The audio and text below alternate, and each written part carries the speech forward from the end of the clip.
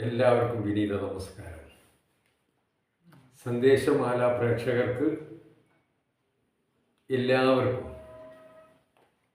വിഷു ആശംസകൾ നേരുന്നു. എല്ലാവരും ഇന്ന് വിഷുവിൻ്റെ ആഘോഷത്തിരക്കിലായിരിക്കും. വാസ്തവത്തിൽ വിഷുവിൻ്റെ ആഘോഷങ്ങളൊക്കെ പണ്ട് കാലത്ത്, അതായത് ഞങ്ങളൊക്കെ കുട്ടിക്കാലത്തായിരുന്നു. അന്നൊക്കെ വിഷു വരുമ്പോൾ ഒരാഘോഷം തന്നെയായിരുന്നു. വിഷുവിന് ഒരു മാസം മുമ്പേ ഞങ്ങളൊക്കെ ഒരുങ്ങുമായിരുന്നു.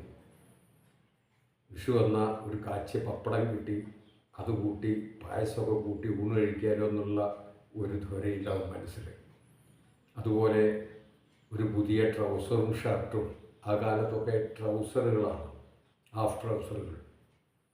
അതൊരു ഏകദേശം ഒരു 15 വയസ്സ് വരെയൊക്കെ ട്രൗസറുകൾ തന്നെയായിരുന്നു. പാൻറ് എന്ന് പറയുന്നത് വളരെ റെയറായിരുന്നു. 5 വയസ്സ് കഴിഞ്ഞാൽ അഥവാ പിന്നെ ഞങ്ങൾ ഈ മുണ്ടിലേക്ക് കടന്നു. അച്ഛനൊക്കെ കൊടുത്ത മുണ്ടുകൾ എടുത്തിട്ടായിരിക്കും അധികവും കൊടുത്ത് പഠിക്കുക, അത് കൊടുത്തിട്ടായിരിക്കും നടക്കുക. ഇന്നിപ്പം എല്ലാ ദിവസവും ആഘോഷമല്ലേ. എല്ലാ ദിവസവും സദ്യ വേണ്ടത് വീട്ടിലെത്തിക്കാവുന്ന സംവിധാനങ്ങളുണ്ട്. എല്ലാ ദിവസവും പുതിയ ഡ്രസ്സുകൾ. ഓണം വിഷു മാത്രമല്ല, അല്ലാതെ തന്നെ ധാരാളം വസ്ത്രങ്ങൾ, പുതിയ വസ്ത്രങ്ങൾ നമുക്ക് കിട്ടുന്നു. ഒരു ബർത്ത്ഡേ വന്ന വസ്ത്രം, അടുത്ത വീട്ടുകാരൻ്റെ ബർത്ത്ഡേ വന്ന വസ്ത്രം, അടുത്ത വീട്ടിൽ കല്യാണം ഉണ്ടെങ്കിൽ പുതിയ വസ്ത്രം, കൂട്ടുകാരൻ്റെ കല്യാണത്തിന് പുതിയ വസ്ത്രം, ഏതിനും പുതിയ വസ്ത്രങ്ങൾ അണിയാനുള്ള സംവിധാനം ഇന്നുണ്ടായി. അപ്പോൾ പിന്നെ എങ്ങനെയാണ് വിഷുവിനൊരു പുതിയ വസ്ത്രം കിട്ടുമ്പോൾ നമുക്കതിനെ ആഘോഷിക്കാൻ കഴിയും? ഞങ്ങളൊക്കെ ആഘോഷിച്ചത് അങ്ങനെയായിരുന്നു. വർഷത്തിൽ 2 ഡ്രസ്സുകളായിരുന്നു കിട്ടുക, ഒന്ന് ഓണത്തിനും ഒന്ന് വിഷുവിനും. അതൊരു വലിയ ആഘോഷവുമായിരുന്നു. ഈ വിഷു ആഘോഷിക്കുമ്പോൾ പുലർച്ചെ നിങ്ങൾ എല്ലാവരും കണി കണ്ടിട്ടുണ്ടാവും. ആ കണിയെക്കുറിച്ചാണ് ഇന്ന് സംസാരിക്കുന്നത്. സന്ദേശമാലയിലെ വിഷയം കണിയിലെ ഒരു പ്രധാന ചേരുവയായിട്ടുള്ള വെള്ളരിയെക്കുറിച്ചാണ്. ധാരാളം വസ്തുക്കൾ കണിയിലുണ്ടാവും. നാണയങ്ങളുണ്ടാവും, സ്വർണ്ണ നാണയങ്ങളുണ്ടാവും, അതുകൂടാതെ ധാന്യങ്ങളുണ്ടാവും, പഴവർഗ്ഗങ്ങളുണ്ടാവും, പച്ചക്കറികളുണ്ടാവും, എല്ലാം ഉണ്ടാവും. ലക്ഷ്മി കടാക്ഷം ഉണ്ടാവും, വൽക്കണ്ണാടി ഉണ്ടാവും, കണിപ്പൊന്ന ഉണ്ടാവും, അതിൽ കണിവെള്ളരി ഉണ്ടാവും. കണിവെള്ളരിയെക്കുറിച്ച് പറയുമ്പോൾ കണിവെള്ളരി നമുക്ക് തരുന്ന ഒരു സന്ദേശമുണ്ട്. ആ വിഷുദിനത്തിൽ ഇന്ന് നമ്മൾ ചിന്തിക്കേണ്ടത് ആ സന്ദേശത്തെക്കുറിച്ചാണ്. എല്ലാവർക്കും പ്രായമാകും, ഇന്നത്തെ കുട്ടികൾക്കും പ്രായമാകും.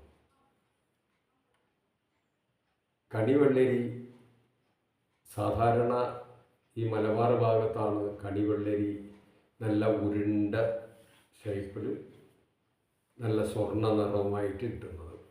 തെക്ക് ഭാഗത്തേക്കൊക്കെ സാധാരണ എല്ലാ വെള്ളരിയും കണി വയ്ക്കും. ഇവിടെയാണ് ഈ കണിവെള്ളരിക്ക് ഈ നിറമുള്ളത്. അത് പ്രത്യേകിച്ച് ഈ കുറ്റിക്കാട്ടൂർ, പെരുമണ്ണ, ഇങ്ങനെയുള്ള മാവൂർ, ഇങ്ങനെയുള്ള സ്ഥലങ്ങളിലൊക്കെ പ്രത്യേകമായിട്ട് ഓരോ കുടുംബങ്ങൾ ഒന്നിച്ച് കൃഷി ചെയ്യുന്ന, കൊയ്തെടുക്കുന്ന കണിവെള്ളരികളാണ്. ആ വെള്ളരിയാണ് കണി വയ്ക്കുന്നത്. വെള്ളരിയുടെ പ്രത്യേകത, വെള്ളരി മൂത്ത് പഴുത്ത് കഴിഞ്ഞാൽ ആ വള്ളിയിൽ നിന്ന് സ്വമേധയാ ഇങ്ങോട്ട് വിട്ടു നിൽക്കും. വള്ളി നേരെ മുന്നോട്ട് പോവുകയും ചെയ്യും. അത് വെള്ളരിക്ക് മാത്രമുള്ള ഒരു പ്രത്യേകതയാണ്.